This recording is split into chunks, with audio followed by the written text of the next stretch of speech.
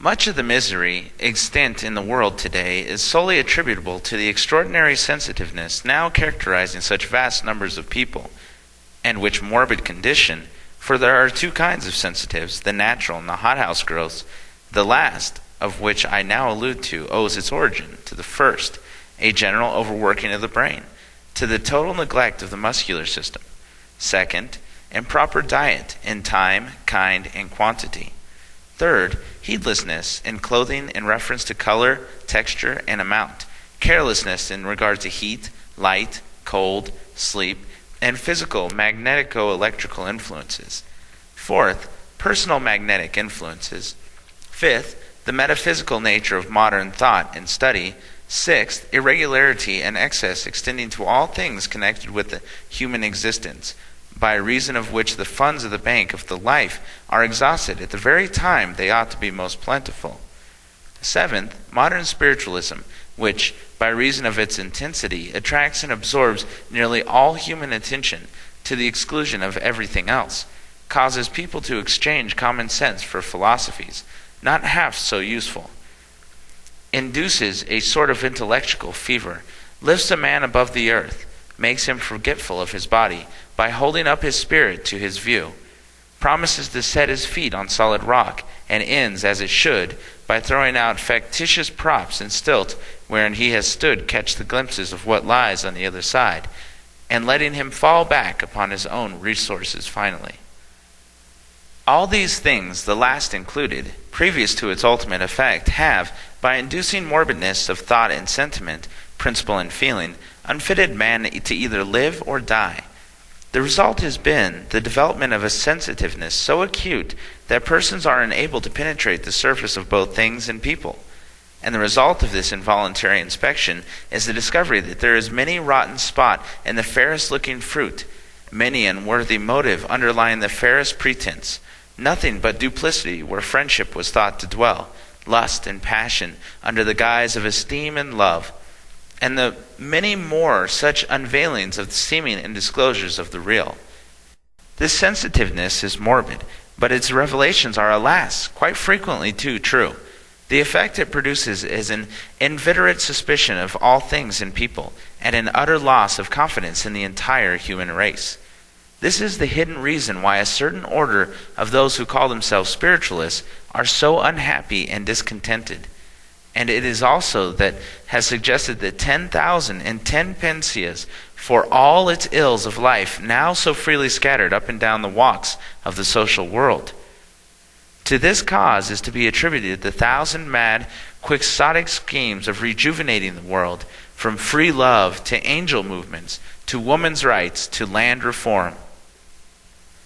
This it is that separates people, engulfs thousands to the sea of idle and useless speculation, entangles thousands more in meshes of sophistry under the same name of philosophy, wise and otherwise, and this is it that makes people lonely, and throngs of ways of earth and spirit land with pilgrims of solitude surrounded by millions. It is never your boisterous, jolly, rubicund subject who reaches the penetralia of things, and who henceforth casts off the world in despair, declares the play of life as only a dismal tragedy, and becomes at heart a hermit in a misanthropic order. Oh no, far from it. Such belong to the first or lower orders of men.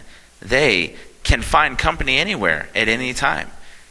Careless they, no matter whether it rains or shines, it's all the same to them whether the school keeps or not. Of those who receive little, but little is expected. It is your fine-nerved people, the real great-hearted man or woman, those who pertain to the second or other, the higher orders of mankind, your natural aristocrats of the soul worlds. Then they get there, who on earth suffer greatest and undergo the most.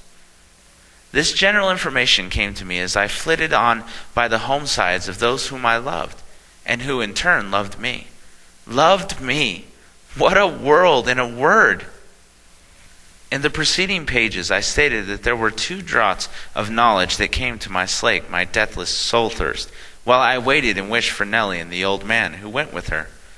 This law of soul is this: any question, the answer to which can be comprehended by the asker, may be propounded to itself in absolute certainty of correct response, provided the knowledge it conveys be adapted to the ends of good and use, to either the neighbor or the self.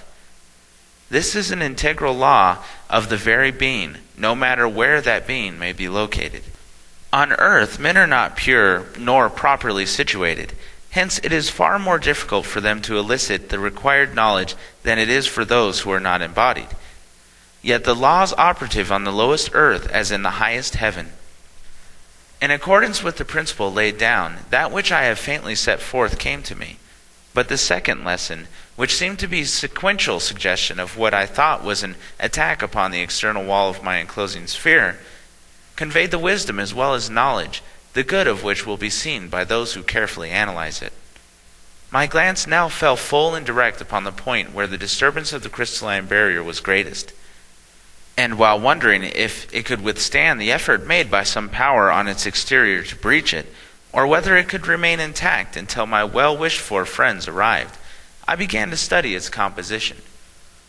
It was evidently not material, and yet it was something quite as substantial. Among men, the surrounding envelope of a body is called the odylic sphere, yet odylic is material. Therefore, this could not be formed of that. It was not soul substance, because it was far grosser and served a greater inferior purpose. It was not spirit either. Here then was a demand for useful knowledge, nor was it a long ere the demand was fully supplied. For it came to me the embodied man represented God in his threefold nature, body, spirit, conscious soul or thinking principle, that each of these must essentially differ from the others, and that in scientific sense be high, higher, and most high, and that too, not by reason of continuity or rarefaction, but by disparates and insulations.